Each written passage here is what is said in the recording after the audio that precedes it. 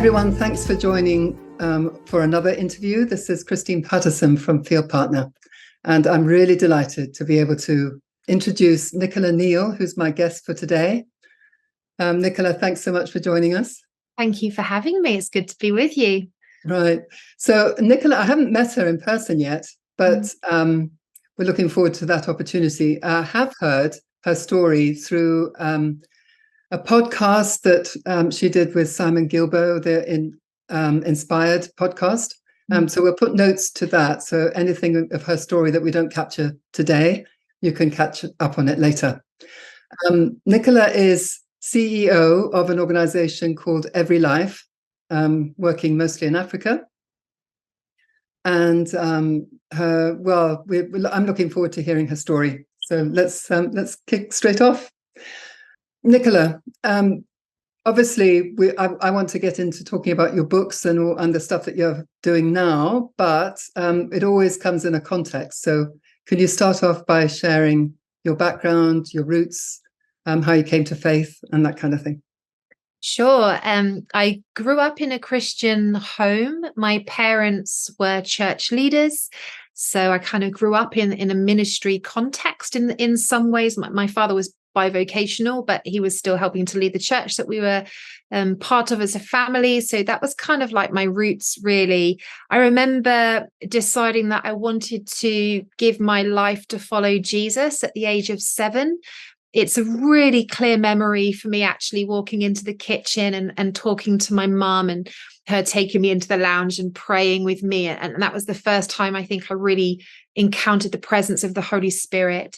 I got baptized at 9 years old. Yeah, and kind of my faith was always a very integral part of who I was as a person. And my relationship with Jesus was always, I guess even from a really young age, was always a very important thing in my life and has kind of obviously guided me all the way through. So yeah, that was kind of my childhood and how I came to faith. And then I ended up doing an internship at my dad's church. He wasn't full-time at that point, but I was working for the church full-time, doing an internship, being schooled in ministry and all of those different things. So that was kind of my entrance into stuff. I got married quite young, married at 20 to my lovely husband, Simon. Yeah. So how did you... At the time we grew up together? My mum was his nursery school teacher, so we'd known each other for many years, and we were a part of the similar network of churches, so we would meet at different youth events and things. And yeah, I mean, when I was 20, I didn't feel like I was young, but when I look back now, I think, wow, that was super young to get married. But is he a bit older than you, or were you both? He's 1 year older than me. Yeah. So he was studying university in Bath. And so when we got married, I left home and I moved to Bath to be with him because he had another year of his degree left. And that's how we ended up attending the church in Bath that we ultimately ended up leading for many years. Okay. It's called Life Church Bath. It was called Bath City Church at the time, but it's changed its name to Life Church Bath. So yeah, beautiful church family, actually. Yeah, so that's kind of how we came into ministry in a sense. Right. So, I mean, and then growing up as a teenager, did you ever imagine that you might land up living in a slum in Africa? I mean, was that part? I mean, so far from that reality, really. Growing up, I was an incredibly shy, painfully shy person, very nervous, very fear-based, very anxious. I actually had a very clear plan for my life, which definitely didn't involve the mission field. My kind of dream was that I would have lots of babies and live on my husband would have a job and we would have a nice house with a piece of land, and I would kind of grow my own vegetables and hide away from, society and not have to engage with it too much because I found people and places very overwhelming. Wow. So, I was kind of very intentional in trying to move myself along that life plan. But the Lord had other ideas for us. Yeah. But no, it was never, even in my wildest dreams, I would never have thought we would end up doing what we did. Wow. So, I mean, that's actually very similar to me because I came back from Africa and my one goal was I wanted to marry someone ordinary and live a very normal life in England. Exactly. That was my goal too. Didn't happen either. Right. Fun. So tell us the story of how that changed, because I think that it was quite a dramatic thing, wasn't it? Yeah, it was quite a dramatic thing. I mean, we were doing quite well in my life plan. And what was he doing? What was Simon doing at the he was working in IT, and he was doing really, really well. A beautiful IT company in Bath, and he was kind of rapidly moving up through that. He was earning really good money, and we had our son who was a year old at the time, and things just seemed to be moving in the direction that I had always imagined them to.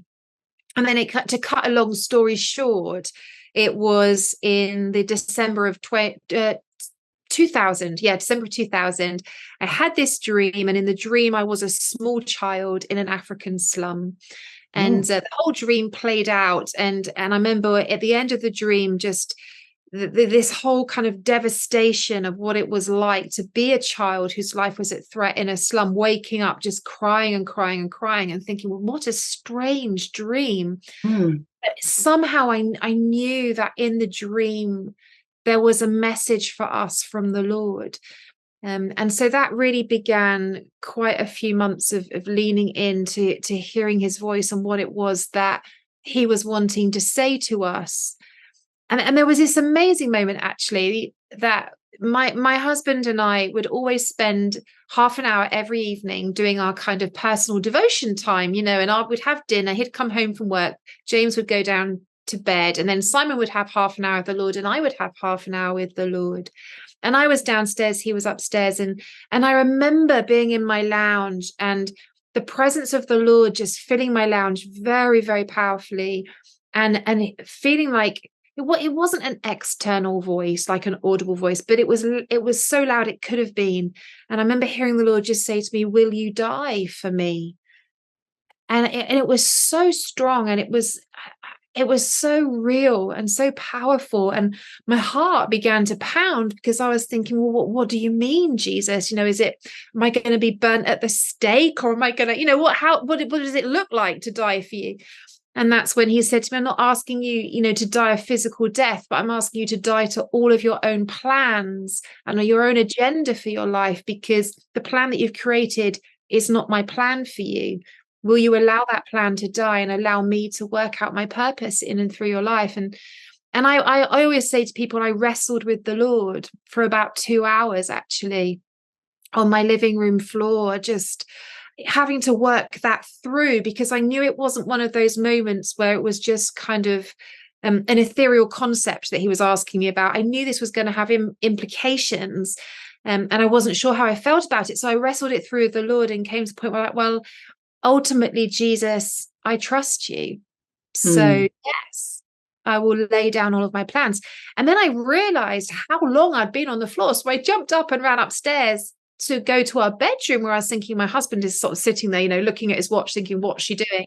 And he was laying on the floor, the other side of the bed. And I said to him, babe, get up. And he's like, I can't. It's just the presence of the Lord came, and he began to talk to me about our future. And so we realized we'd both had actually the same encounter with the Lord at the same moment in our home, just in different rooms. And at that point, it was extraordinary. And at that point, we thought, I think life might change somewhat. And of course, it did. So, yeah, that was the beginning of our whole new story, really, for us. Right. And I think you said in the other podcast that the first step that you had to make was for Simon to give up his job or something, or you felt that you should. What did that look like? Well, that was an interesting one, because we felt the Lord say that Simon was to come out of full-time work, and we were just to kind of live by faith, trust the Lord for our income, and give ourselves to what it was he was calling us to.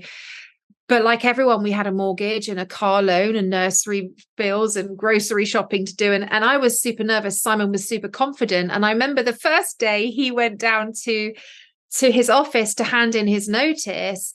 He went to work, and I went to the shop and bought a paper, the job paper as you would buy in those days, and came home and started, circling jobs that he could do part-time to kind of help provide for us. And the Lord said to me, what are you doing? And I was like, I'm just finding Simon my best work, giving you some help, Jesus, and how you want to provide for us. And he said to me, take that newspaper outside and I want you to burn it. So that's what I did. And then the next morning came and I went straight back to the newspaper shop and I bought another one and I brought it home and I started circling. And again, the Lord, what are you doing? Take it outside. And so I took it outside, I burnt it. And I did it a third morning as well. But on the third day, I walked into my front door with the newspaper in my hand. I walked straight out the back door and just burnt it straight away. I thought, this is ridiculous, Nicola. So that was that. I gave up on that. And so Simon, yeah, he gave in his notice and we just gave ourselves to love the poor in our city and to serve the families in the council estates. And yeah, that was that. Wow. And were you still painfully shy, or by now had you sort of found your voice? I was finding it. I think I would say it like that. I was finding it. The Lord had taken me through quite a journey from when I got married to this point in time. It had been about five years or so. And I'd really kind of, I'd learned hard into getting some inner healing, dealing with the fears and the insecurities in my heart, and learning more about who Jesus is, because that obviously defines who we are, and that in itself began to change me. So I was definitely quite different, but I wouldn't say I was fearless and ready to run hard. Right. But I was on a journey. Right. And so what about your dream to have lots of kids? Yeah, well, we had our son, as I said, and as we began to process the back of this kind of will you lay your life plan down for me moment, the Lord began to speak to us about three things were very clear, actually. Number one was Simon was to give up his job. We were to trust the Lord. Number two was that we weren't to have any more natural children, but actually the Lord was wanting us to adopt a child into our family as a prophetic declaration of what it was that he wanted to do in the lives of children around the world, and kind of taking them out of that plate of hopelessness and abandonment and orphanhood and placing them into family, hope, future. And the third one was around Africa. So Simon handed in his notice. And then we started the adoption process. It took 5 years, but that's how it was long, it was complicated, but we ended up adopting our beautiful daughter, who's now 21. And then the Africa part, we kept pushing the door for 10 years, but nothing really seemed to happen. And so then in the end, we were like, well, maybe we got that bit wrong. And so we actually laid Africa down after 10 years, and we'd never managed to make anything happen. And when we just let it go, actually. We were full-time staff at that point, leading our church and overseeing all sorts of projects in the community and things. And so we were busy and we were enjoying ministry and life. And then the Lord spoke again, and that began our journey into Africa. Right.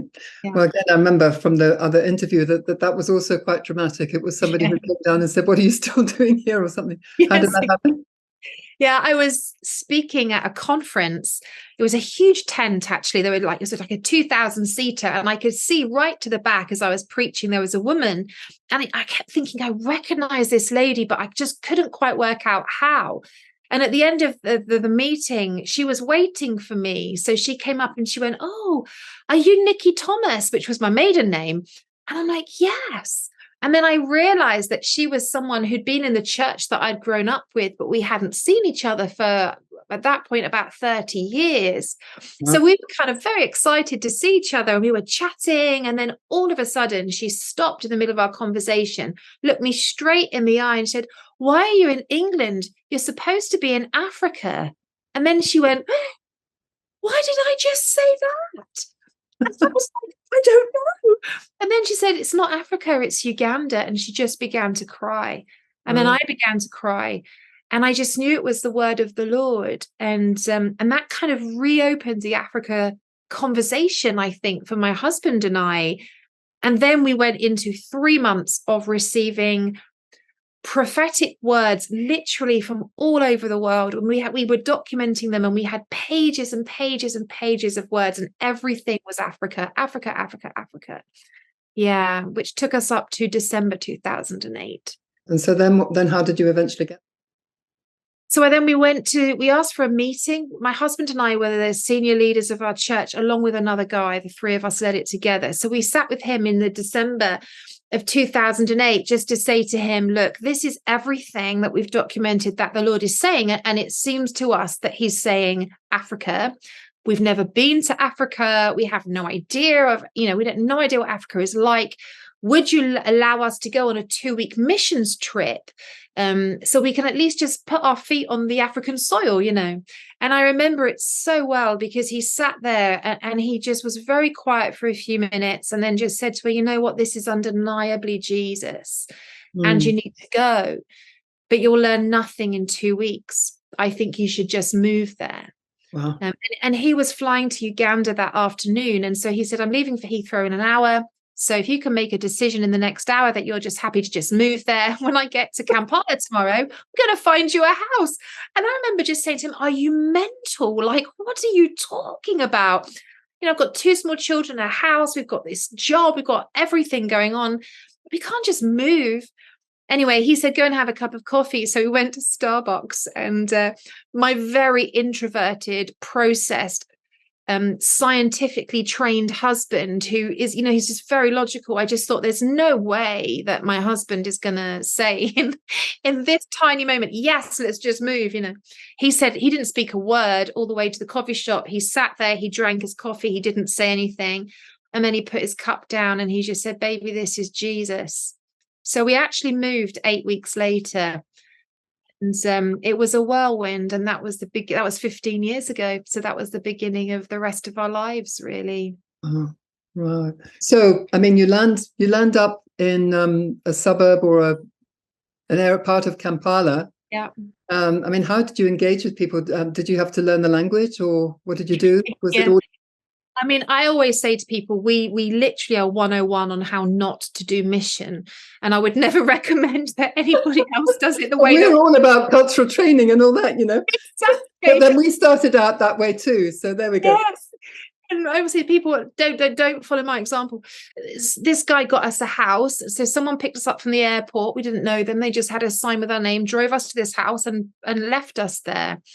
And we had to work out, how do you do life? How do you go shopping when you don't speak the language? How do you barter? How do you keep yourself safe? How do you cook without electricity? How do you shower without water? all of these things.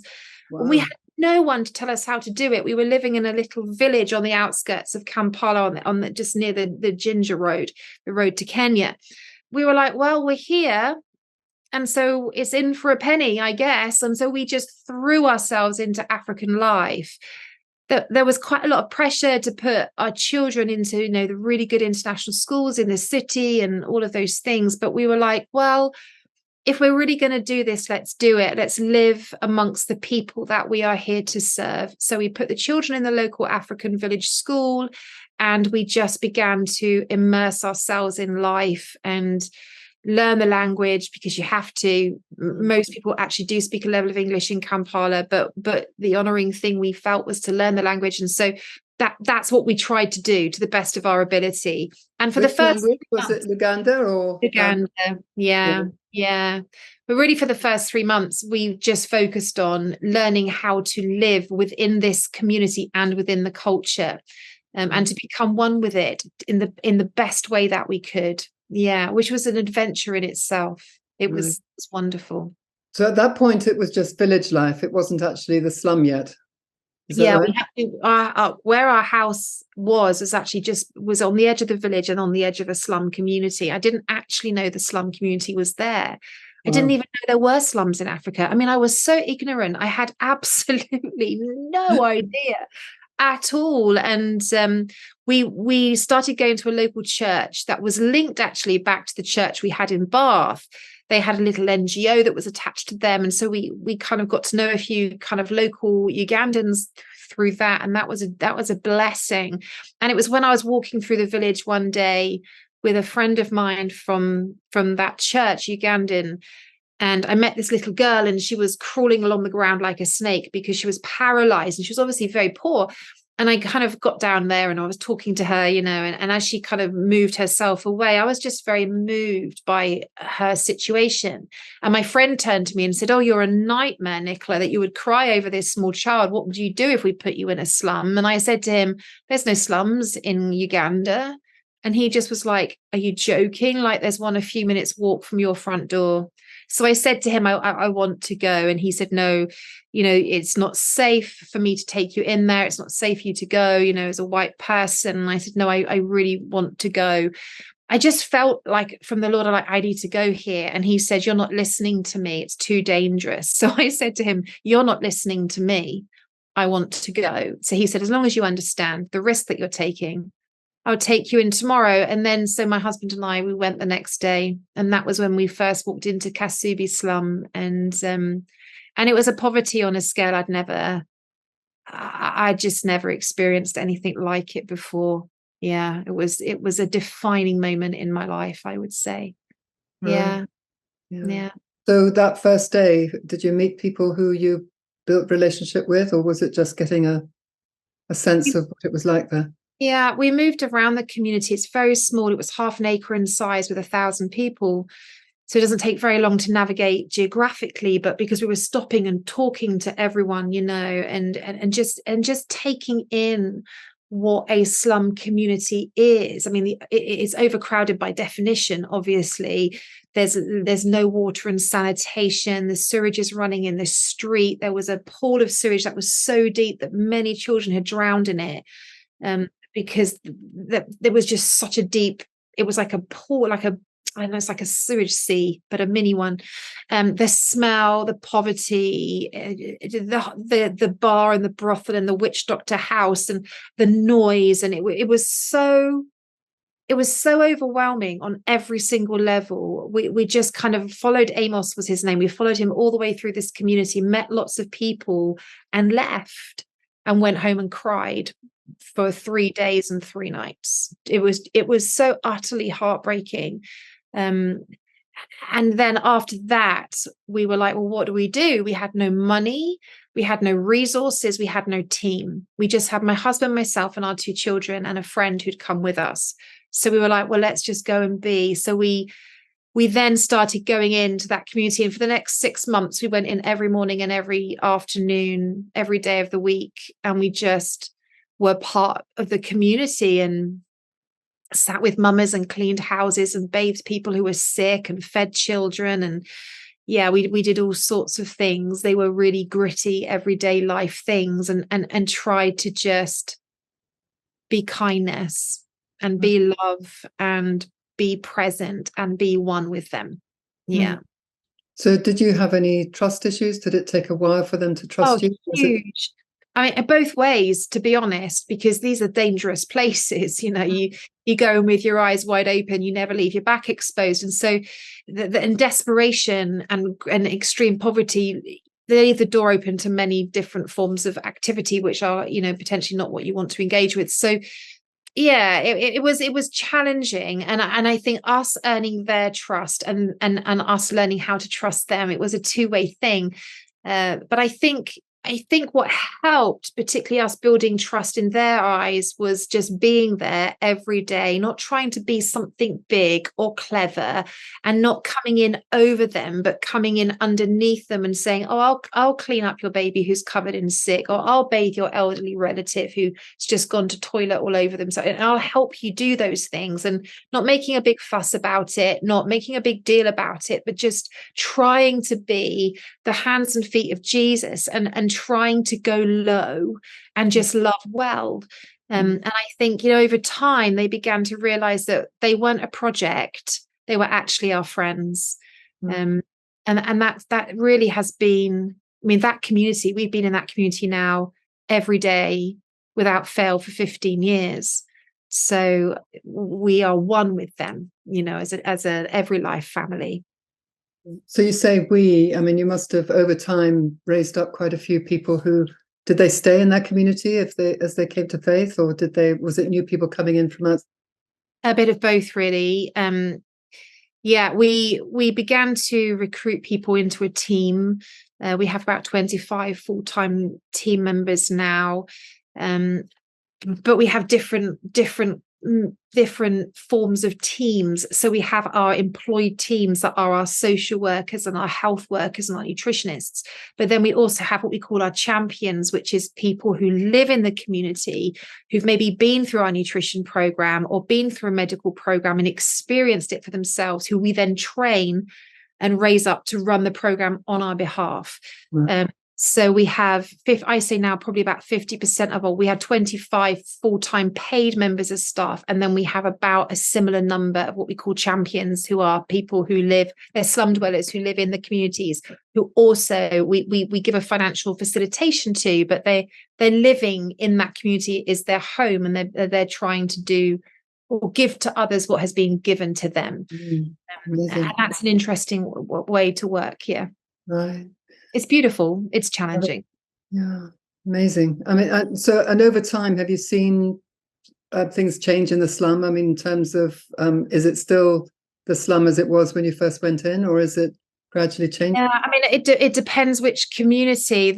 In that particular community where you began, you wouldn't recognize it as a slum anymore. It was so transformed actually by the love of Jesus, because as we realized really quickly, because we never went out to save souls and to plant churches. That was never our agenda. The Lord was very clear with us that He was taking us to Africa to teach us how to love, to teach us about love. And it didn't take very long at all to realize that in us going to Africa, we weren't going to be the teachers. We were going to be the students, really, and to learn. And we began very quickly to understand that when you practically demonstrate the love of God to people, it doesn't take very long for them to want to meet the one behind the act, the one who is love himself. And we saw many people come to faith very, very quickly, which actually, it sounds naive, but it really took us by surprise.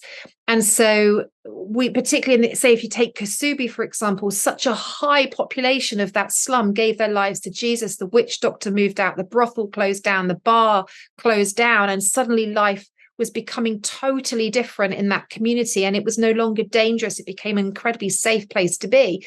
And so that community really has been quite transformed and continues to be. And some people moved out and others came in, but the culture of that community has been set with a sort of kingdom value to it. That's beautiful. It's a real success story in many ways. Other communities, it's been quite different. The slums are growing at such a fast rate in Kampala. It's extraordinary. So one slum that we started working in, there was about 2,000 people, is now over 15,000 people. So you're like, well, this is extraordinary growth. So you're kind of battling against the tide of that growth, trying to bring in kingdom culture when you're really fighting slum culture, which is massively multiplying all around you. So yeah. And all this time, your kids had been part of it, had they? Yeah, our children. Yes, they were in the early days. They would come and we did a thing called Street Club right from the very beginning, where we would just play with the kids on the rubbish dump. So they would come straight after school and do Street Club with us, and the slum kids became their friends. And then as time moved on and my daughter stayed in school, my son began to do homeschooling. He was a bit older. And so he would homeschool himself with an online mission school in the morning. He's just very intelligent. He's like his father. But the deal was, if he homeschooled himself in the morning and did all of his schoolwork, in the afternoons, he could come and help do the projects and the programs and hang out with his mates in the slum. And so that's what he did. So his childhood was unique in that way. I'm so grateful to God for the experiences that my children had. And for the privilege it was for them to grow up within that environment, because it shaped them and molded them to be the people that they are. And I'm very grateful to the Lord for that. So now they're in their 20s. Are they mindful? Is it their plan to go back to Africa and do what you're doing, or have they got other? Yeah, my son, he's 24.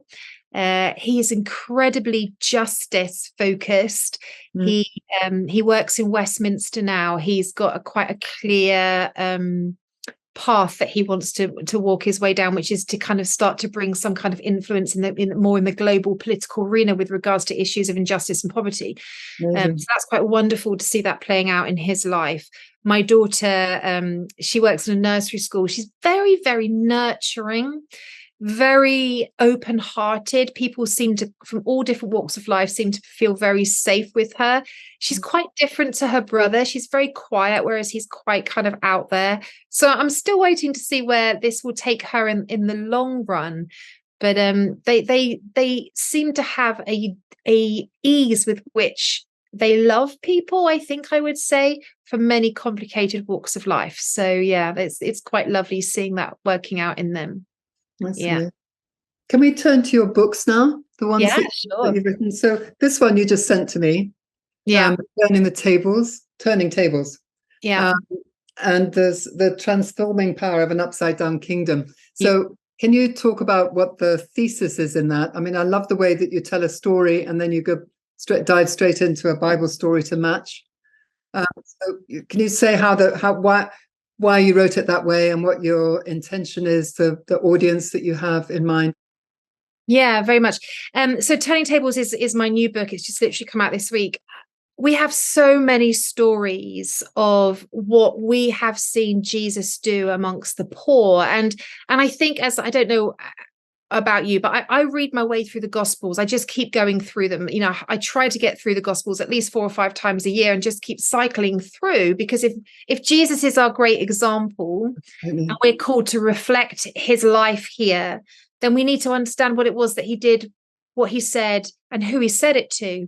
And so I began to study many years ago stories of how he interacted with the one, how he went out and sought people who were living their lives out on the margins, you know, the people that maybe culture or religion actually rejected. And how it seems to me consistently, these were the people that Jesus went in pursuit of, whether it was the woman at the well or Zacchaeus in the tree, or, you know, Judas actually, who he brought into his very innermost circle.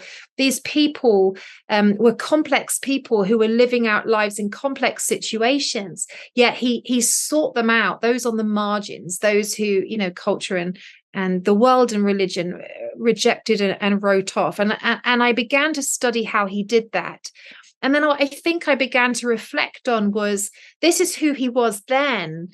But actually, still here we are, you know, 2,000 years later, and he's still doing exactly the same thing through his representatives, through you, through me. And how we're seeing Jesus still come and encounter the one, still come to those on the margins, those who the world rejects, who even religion, you know, casts out the door. He's still in pursuit of those people.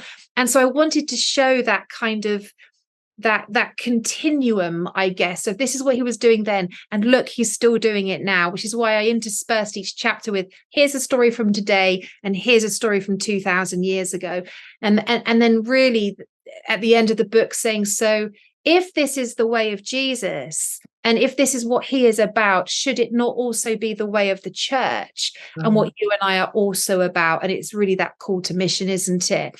But yeah, that's really the kind of heartbeat of the book, really.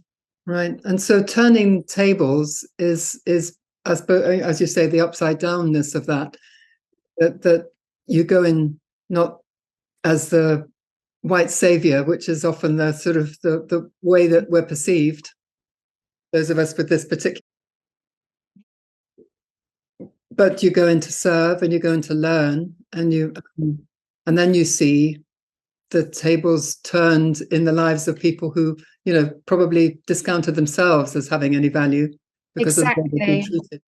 Now, one of the scriptures that I think has impacted me the most, I guess, and helped really shape what we do anyway as every life is 1 Corinthians 1, where it says, take a good look, friends, at who you were when you got called to this life. I don't see many of the brightest and best, you know, amongst you.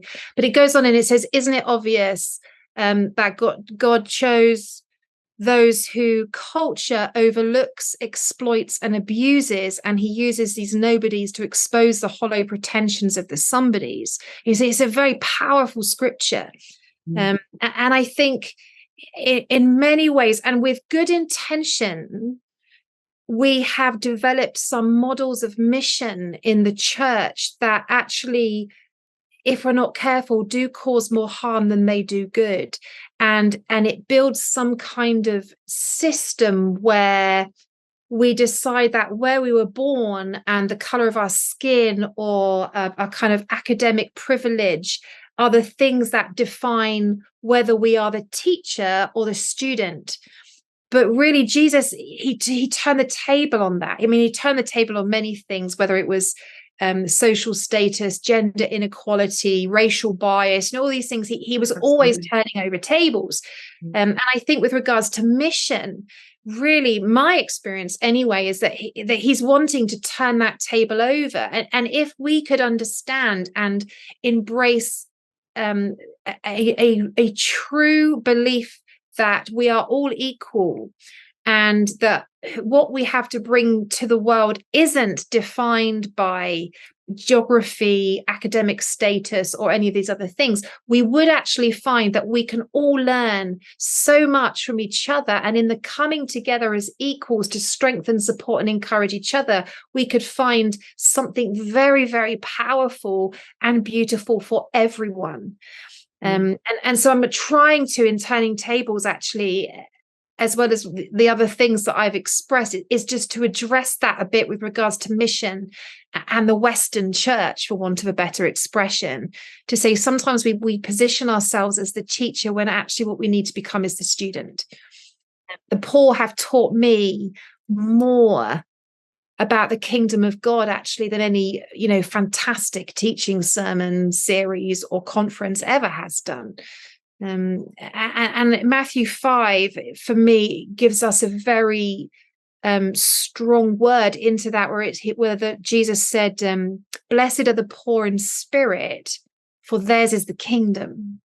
And poor in spirit meaning, understanding our internal poverty, and that success and riches are not defined by someone's bank account. Is defined by something completely different than that. And we all have an internal poverty when we need to know what it is to recognize our true hunger, our true thirst, and our true source, and then begin to recognize in each other where we can learn and support and champion. I'm not so sure I'm saying that very well, but hopefully you get the point. No, that sounds great. And the other thing that really impacted me is what you were saying, that actually the people who've come to faith are the ones who can reach their own people best. So in other words, I mean, we've always said this, it's best to work yourself out of a job, but absolutely empowering people who, once they've encountered Jesus, know that the other people around them need what they have got. So I love the way that you put that on your website, not just this is what we do, but why we do it and why we do it this way. Yeah, absolutely. Impactful. And I love it in Psalms. Is it Psalms or Proverbs where it says it's Proverbs, isn't it? He lifts the poor from the dust heap and he seats them with kings and princes. Right. And for us, it's like, well, that needs to be what we're about then. If that's what the Lord is doing, it's what we should be doing as well. How do we go low and come up underneath people to see them rise and fulfill their God-given potential, and then get out of the way and let them go do it? Some of our most significant positions of leadership within our ministry are now held by slum dwellers who have never been to school. They can't read and write, yet they're some Amazing. Of the best kingdom leaders I've ever had the privilege of working alongside.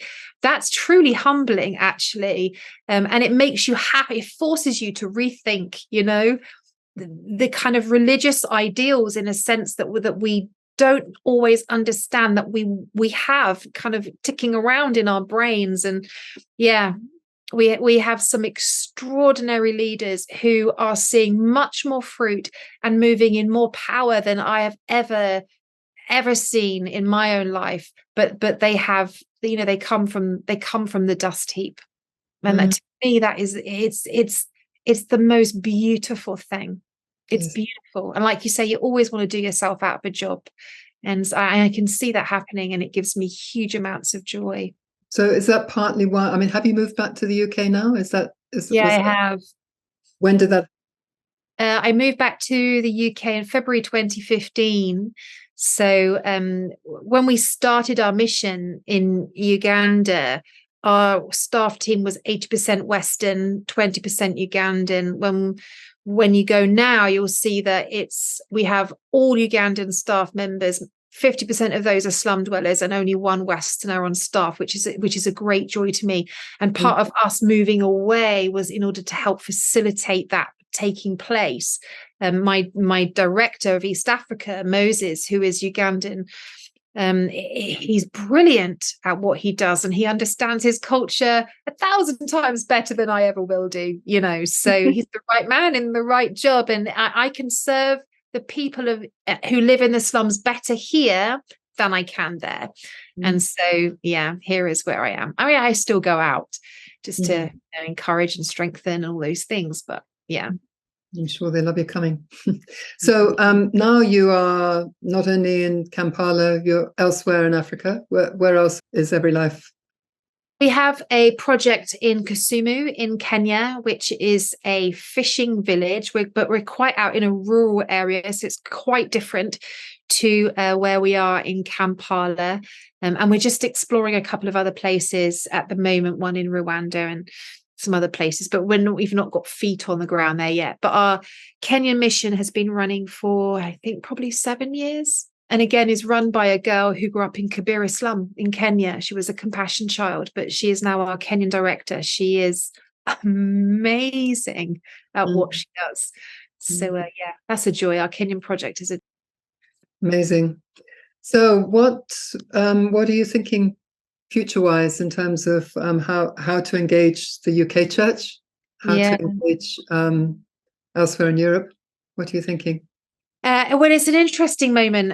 For me, turning tables in releasing that and putting it out there, I'm wanting to try and facilitate some conversation with the UK church with regards to mission and how we maybe need to rethink some things through a bit, our models and practice, and see things through a slightly different lens. So I see that as part of something that I really want to lean into over the next sort of 5 years. Over the last 18 months, I've been joining together with a very good friend of mine, Johnny Nemo, who runs a church and a mission out in Germany. And we're just beginning to form a new network. We have ministries and churches from places all over Germany, Romania, Austria, Africa, and the UK, people who are working amongst the poor and who are kind of out there really in the really difficult, dark places, and beginning to gather them together as a network to look at how we can learn from each other, create some best practice, and really strengthen and champion each other in our different missions, and then also how we begin to multiply what it is that we're doing into other places. So that those are kind of my two key focuses at the moment, as well as continuing to strengthen and champion what Every Life is doing. The network is called Yavel, but obviously my main job still at the moment really is to continue to champion Every Life as well. But it's kind of an exciting season for me, because there's a few kind of new areas that I'm pressing into, that the conversation with the European church actually around what is mission and how should mission be done well, growing our ministry out in Africa, and then seeing the birth of this of the Yoval network, our new network of like-minded people. So it's a busy season, but it's a good one. Right. And I think I saw that you have a project in Tower Hamlets, is that right? Yeah, we did have an amazing project. We were doing something in partnership with the local council there. They had got some converted double-decker buses. One was a recording studio, I think. One was like a stay and play and other things. And so we've been doing a project with them in an estate in Whitechapel, but that got shut down when COVID came. And we haven't restarted that, but we're just in the middle of a whole load of conversations about how we actually begin to kind of press play, we would say, on that. We press pause, it's time to press play again on that project and see what the Lord does. So that's exciting. We'll see where that goes over the next 18 months, 2 years. Because poverty is actually it's different here, but it's still very real, isn't it, in terms of It's very real. It's as real here, isn't it, as it is in the areas that, where you lived and where I've lived and served. And when you look at issues like hunger, for example, which we would historically have said is kind of a developing world issue or a global south issue, then actually hunger has become a massive challenge here in the UK right now. And it doesn't look like it's going to be getting easier anytime soon. So I think some of these really, these areas like hunger, malnutrition, these are things that we have to learn how to tackle well here in the UK and in Europe. And there's probably a lot that we could learn from places like Africa if we could, humble ourselves to learn from them. There's quite a lot we could learn around how to help people in these challenging situations. So yeah, poverty is as real here as it is anywhere else. And I often say to people, poverty in its very essence, poverty isn't really about money. Actually, poverty is about broken relationship with ourselves, with God, and with each other, with the world. And poverty wears many forms of disguise. Mother Teresa used to say, the poverty of hunger, is the poverty of loneliness. That's what the poverty of loneliness is as great as the poverty of he who has nothing to eat. And she's right. And so it's identifying what the poverty is in an area, isn't it? Because sometimes you can be in an area of financial affluence, but the poverty is actually very great, but it's a different form of poverty. And so identifying poverty and then working out the best way to bring a solution. Yeah. Well, it's amazing. Thank you very much for sharing. I know you're a very good storyteller. So, thank you. Are there any stories that you would like to just share as we finish? We have so many stories. I'll tell you a story that probably will best summarize what we've been talking about. Many years ago, we met a young guy. In my book, I call him Stephen. Right. He's the first story in the book, Turning Tables. But when we met him, he was 10 years old and he was dying of end-stage AIDS with TB, heart failure, and pneumonia. And we got him all of the medical care we could get him. They'd sent him home to die. He was in so much pain. He was kind of out of his mind with that, really. And his family, beautiful family, a Muslim family, they were just devastated. And so we would go every day because they'd been told that had just, a very short amount of time to live. And so we were going every day just to support the family. And one day he was so distressed and so out of his mind in pain. When we got to the house, he was screaming and he was smashing his head, like his forehead, against a brick wall to try and get out of the pain that he was in. And he was clawing the skin off of his body, just trying to escape the pain. And his mama was just she was totally distraught by the whole thing, as you would be watching your son like that. And so she just threw herself down into the dirt because they lived in this little area of the slum. And she just said, "Please pray for me." So we said, well, we absolutely will, but, we'll pray in the name of Jesus. Is that okay? And she's like, yes. And so we begin to pray. And then he sees us praying and he comes over and he says, "What are you doing?"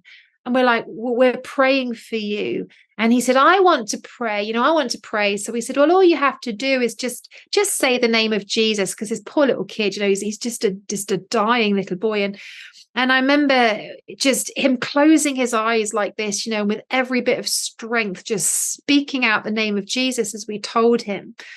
And it was so incredible, because the moment he just said the word Yesu, which is Jesus in Uganda, it was like all of the pain, it just left his body in an instant and he became completely still. The whole area became completely still and it was flooded with the peace and the presence of Jesus. It was unbelievable. And from that point, he just went from strength to strength to strength to strength. He started eating again. He started exercising again. He came back to our street clubs. We sponsored him and put him into school. And he just got stronger and stronger and stronger and stronger and stronger. And here we are 12 years later now. He's just finished our apprenticeship program, which is our leadership development program for slum dwellers. He now leads the apprenticeship program. He's our community pastor. He oversees our churches that are emerging within the community where he was born and still lives. He's married. He has 2 children, and he has 3 negative HIV tests. So he is strong, he is healthy, and he's a miracle. Yes, this is him. Oh, he's so. You wouldn't believe that he started out like that, would you? I mean, I have a photograph of him when he was sick, and his whole body turned in just a skeleton, you know. And I look at him like that, I'm like, this boy is a sign and a wonder, and actually, I think a prophetic sign of what the Lord wants to do amongst, you know, those who have born into the sort of situation that he was born into. So yeah, he lifts the poor from the dust heap and he seats them with kings and princes. It's his story, and yeah, I'm so overwhelmingly proud of him. I love to talk about him, but I can't not smile when I do, because he's just yeah. Oh, it's amazing. Well, thank you so much, Nicola. It's been it's such a treat to talk to you. Oh, thank you for having me. And well, I know you've got lots more stories, but let me recommend that you buy Nicola's books, and you'll get lots of stories from that, as well as a big challenge.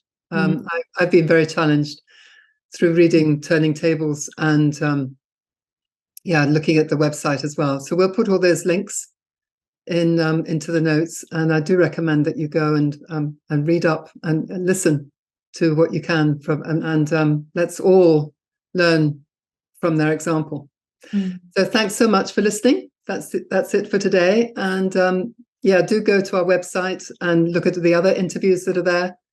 You've always got the option of listening on as a podcast on Spotify or Apple, whichever way you want. And let other people know about the interviews, the courses, and all the other resources that are up on our website, www.fieldpartner.org. Okay, bye-bye for now, and thanks so much for listening. Thanks again, Nicola. Bye. God bless.